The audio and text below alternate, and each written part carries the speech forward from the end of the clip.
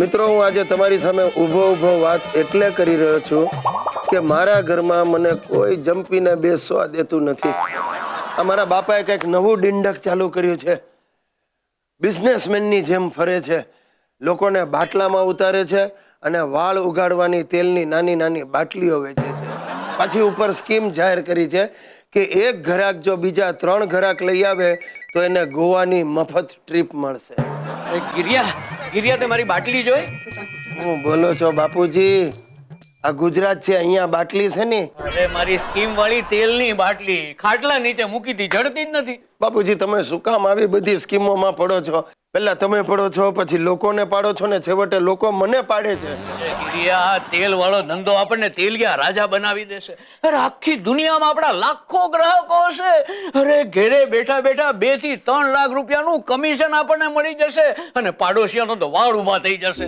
એ મને ખબર નથી વાળ ઉભા થશે કે નહીં, પણ છેવટે મારા વાળ ખરી પડશે. બાપુજી, તમને ખબર છે ને, આવી બધી સ્કીમોમાં છેવટે આપણે જ નાવાનું હોય છે. આ 2 મહિના પહેલા ગોળ પાપડીની સ્કીમ મૂકી હતી, એ ભૂલી ગયા? બંધ કર. ગોળ પાપડીની વાતો કરી કરીને તું મારી આબરૂના ધજાગરા નો કાઢી. ના, શું કામ ન ઉડાવ ધજાગરા?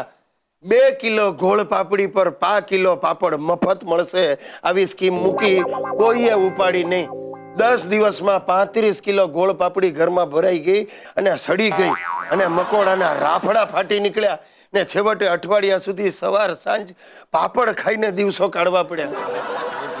ધંધો કરવા નીકળીએ ને તો આપણે થોડું જોખમ લેવું પડે. અરે આ ટાલિયા માથે વાળ વધારવાનું ખેતી પ્રધાન તેલ ટાલિયાઓના આશીર્વાદ અને આપણને રૂપિયાઓની ખેતી કરાવશે. આ મારો બાપ મને નક્કી ડૂબાડશે. મિત્રો, સોગંદપૂર્વક કહું છું, છેલ્લા 12 મહિનામાં મારા દાદાજીએ મારી પથારી ફેરવી નાખી છે. આ વિધાનસભાના ઇલેક્શનમાં હાર્યા, એમાં ગામનું ઘર વેચવું પડ્યું.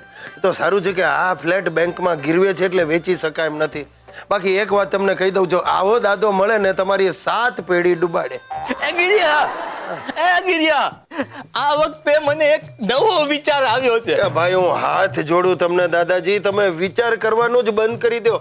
તમારો દરેક નવો વિચાર મને ખોટના ખાડામાં નાખે છે. હવે ખમૈયા કરો. ભઈલા, આ વખતે તને ન્યાલ કરી દેવાનો આઈડિયા આવ્યો. રેવા દો, આવી જ રીતે ન્યાલ કરી દઈશ કરીને મને પરણાવ્યો અને હું બેહાલ થઈ ગયો. આ પણ જો આ વખતે છે ને, તને ને મને બંનેને ફાયદો છે. મને કોઈ ફાયદો નથી જોઈતો. તમે મહેરબાની કરીને મારી જિંદગી મારા હવાલે છોડી દો. ગિરિયા, જો મારી વાત સમજ. આમાં આપણે લોકોની જિંદગી દાવ પર લગાડવાની છે. લોકોની? હા, જો વિધાનસભામાં ભલે હારી ગયો, પણ હવે મારે પંચાયતની ચૂંટણીમાં કૂદવું છે. કૂદવું છે? તમારે કૂદવું છે, પણ તમને કૂદવા કોણ દેશે? એટલે ટિકિટ કોણ આપશે? गिरिया, मांग के लेते हैं वो कमजोर होते हैं, मगर जो छीन के लेते हैं वही शेर होते हैं. જો गिरिया, મેં છે ને મારો નવો પક્ષ સ્થાપી લીધો છે. ને આપણા ગામના બધા વિધુરો મારી જોડે જ છે. ને મેં તો એમને પ્રવચનમાં કહી દીધું છે કે જો હું જીતી ગયો ને તો તમને બધાને 1-1 ખાટલા આપીશ. બસમાં ને રેલવેમાં એમને અડધી ટિકિટે મુસાફરી કરાવીશ. બગીચાઓમાં એમના માટે અનામત જગ્યાએ રખાવાનો છું. દાદાજી, પ્લીઝ કહું છું, આ બધા ગાંડા વેડા રહેવા દો તમે. नहीं, हमने जनता को वचन दे दिया है, डगला भरिया है, अब पीछे नहीं हटेगा. गिरिया, जब तक सूरज चांद रहेगा हरिश्चंद्र तुम्हारा नाम रहेगा. अस्थि बोखा एसोसिएशन ની મીટિંગ શરૂ. जब तक सूरज चांद रहेगा हरिश्चंद्र तुम्हारा नाम रहेगा. શરૂ, બોખાઓની મીટિંગ શરૂ અને સાહેબ મારા ઉજાગરા શરૂ. હમણે તૂટેલો ખાટલો પ્રતીક રાખ્યું છે, પોતે ખાટલામાં પડશે, જોજો તમે. હે ભગવાન, મારા દાદાને તે બહુ લાંબુ આયુષ્ય આપ્યું છે, હવે એમ કર મને જ બોલાવી લે.